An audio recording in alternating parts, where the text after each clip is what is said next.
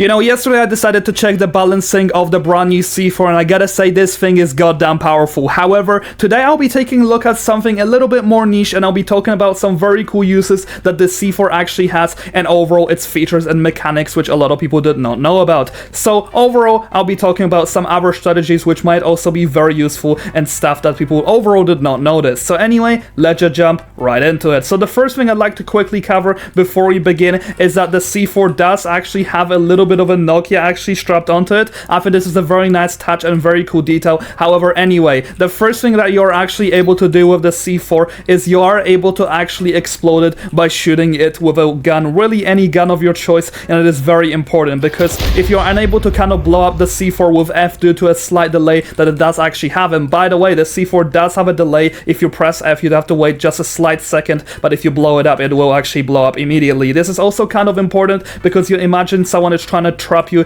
in your base or really anywhere, you are able to blow up their C4 even in their face, which I think is also pretty cool. Anyways, moving into the next use of the C4 is you guys are simply able to actually block the enemy spawns by literally placing the C4 in the place that they spawn their planes. As you guys can see, when I'm trying to spawn the Mustang, I am hearing a sound that's telling me that no, you're unable to actually do this. So pretty much if you'd like the enemy to actually not spawn any vehicles, this is a pretty cool and niche strategy, and it really does annoy the enemy quite a lot. So it will be fun for rage baiting the enemies or making some funny kind of videos. But also another fun fact I have for you is that you can do exactly the same thing on the spawners for the Humvees. If I want to spawn in a Humvee, unfortunately it says the spawn is blocked. So this just proves my theory. You guys can really annoy a lot of people with this strategy. Anyways, the next strat which I also have for you is going to be including the gas station. I know a lot of you guys are already guessing and probably know what this is going to be, but if you are to strap a C4 to pretty much any gas station that we have in this game, just place it behind where people do not look,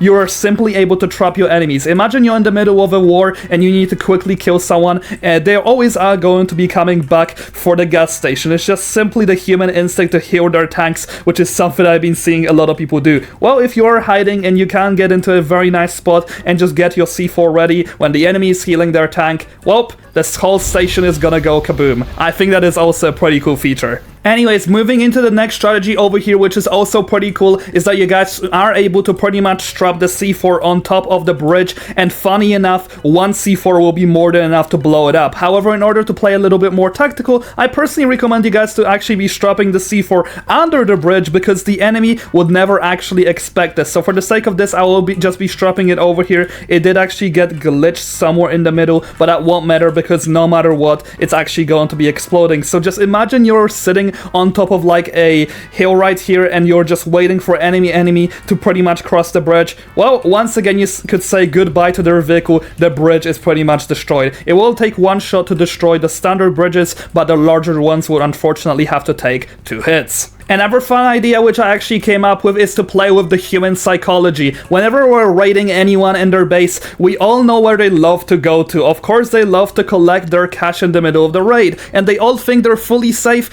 when they pretty much collect their cash. Well, after all, they're not so safe. You guys should be able to place a C4 around here and literally just wait until the enemy goes ahead and collects their cash. Well, they're only gonna be collecting it once, because they're gonna be dead after that. Anyways, another thing which I do have to talk about is something that the whole community always gets wrong, is the fact that you do have 2 charges, and this is very simple, yes. However, what people normally like to do is throw 2 C4s and just call it good and explode them. However, in reality, you do actually have 2 of them, so you should always be playing smart with them, because when you do explode one of them, you don't instantly go into a reload. You can immediately just place another charge and shoot at the enemy once again. And people are really getting this wrong because they simply just throw 2 charges because they believe that they need to throw 2 charges. You really don't. Do always play smart with your C4s. Anyway, another side note which I also have for you guys, for a lot of people that do actually hate these boards, is that you can actually use them for a tactical advantage. You can get on top of them, you can hide behind them, you can also use these in order to get on top of the garage.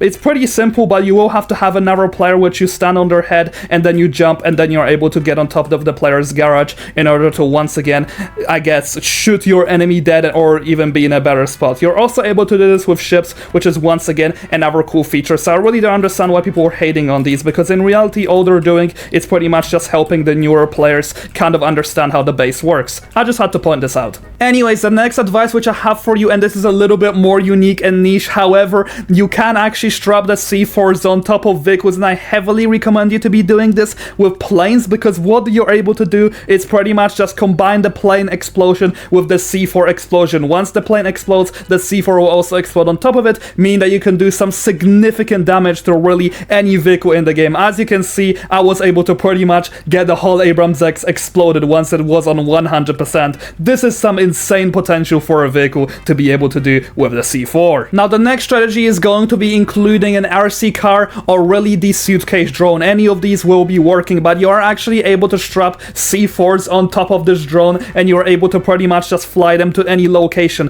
As you already know, the current suitcase drone doesn't do too much damage to vehicles, so if we add up some extra impact onto these explosions, let's just say the tanks are not going to be living the most enjoyable life. And you are also able to do this pretty easily against helicopters if they're pretty annoying and they're raiding your base and you have a friend with you. Always do think about it, because you can also use this against helis. Did you really think I did not have enough strategies for the tanks? Well, I got some more for you, because my friend has thought of something kind of creative, and that's going to be using an ATV or really any other vehicle. What you can do is strap C4s on top of it, and then right after that, what you want to do is pretty much just crash into it, jump out, deploy the C4, and the tank is pretty much going to be on incredibly low health, so you're pretty much done if you're not going to be jumping out fast enough. However, if you are a plane player and you do not find the strategy of crashing into people super consistent, because sometimes the explosives might not actually blow up, well, there's also another way to go, and what you're gonna want to do is pretty much just crash into the vehicle and then eject at the perfect time, and then only use the C4, because sometimes the explosion will actually not detonate when you press the ejection seat. So this is once again another small guide.